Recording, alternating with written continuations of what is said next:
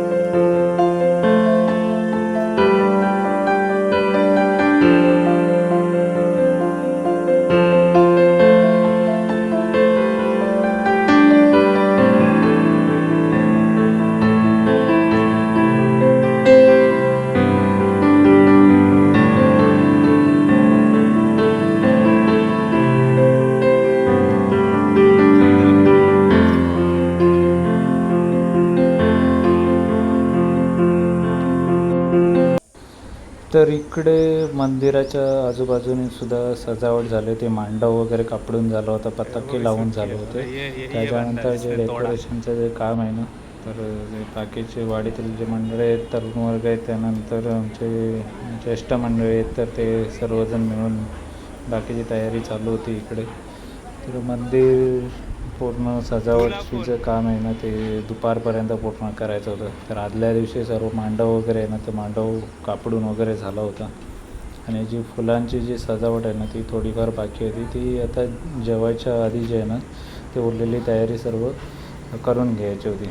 तर इकडे सर्व माळा वगैरे आहेत ना, फुलांच्या लडी वगैरे लावून झाल्या होत्या. त्यानंतर आमच्या इथे ज्या दिवशी हनुमान जन्मोत्सवाचं जागरण असतं त्या दिवशी सत्यनारायणची पूजा असते. तर त्या पूजेची सुद्धा तयारी झाली होती. आणि पूजेच्या आधी दुपारचं जेवण होतं. तर इकडे सर्व तयारी झाल्यानंतर इकडे जेवणाचा कार्यक्रमसुद्धा होता. आणि आता जे हनुमान जन्मोत्सवासाठी पूर्ण जे मंदिर आहे ना, पूर्ण सेटअप ऑल रेडी झाला होता. कारण जेवण झाल्यानंतर जे आहे ना ती सत्यनारायणची पूजा आहे ती पूजा होते. त्याच्यानंतर हळदी कुंकवाचा कार्यक्रम होतो आणि संध्याकाळी जे आहे त्या हरिपाठ दिंड्या वगैरे ना तो कार्यक्रम चालू होतो. तर असेच पूर्ण कार्यक्रमाचे धामधूम पूर्ण लगबग आहे ना तुम्हाला या आजच्या व्हिडिओमध्ये पाहायला मिळेल.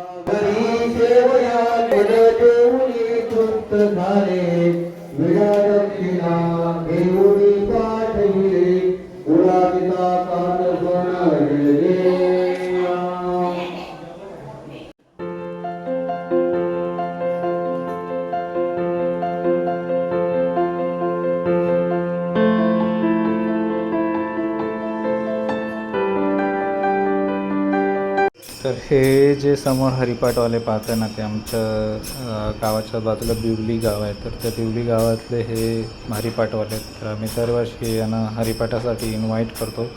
तर एकदम अप्रतिम आणि सांस्कृतिक जे बोलतो ना, तर ते संस्कृती जपणारं असं हरिपाठ जे आहे ते हे जे बिवली गावातले जे संप्रदाय मंडळी आहेत तर ते सादर करत असतात.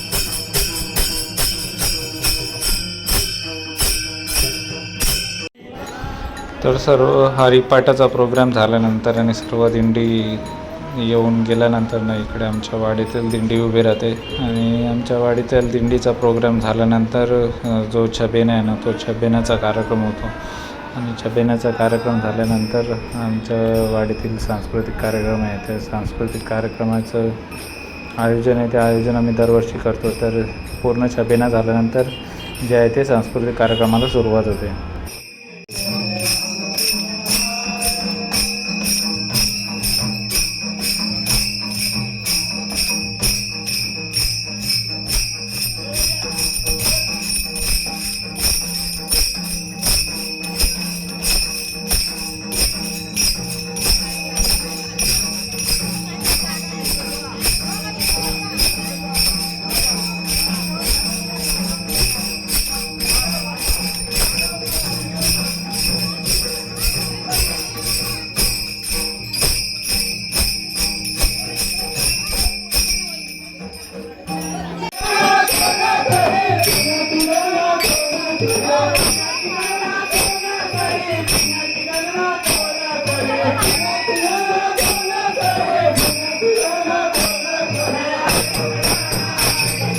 तर सांस्कृतिक कार्यक्रमाने जे आम्ही गेम्स ठेवले तर त्याचा जो व्हिडिओ आहे ना तो तुम्हाला आपल्या नेक्स्ट व्हिडिओमध्ये पाहायला मिळेल. तर व्हिडिओ शेवटपर्यंत पाहिल्याबद्दल तुम्हा सर्वांचे मनापासून आभार. पुन्हा भेटूया अशाच नवीन व्हिडिओमध्ये. तोपर्यंत काळजी घ्या स्वतःची आणि इतरांची.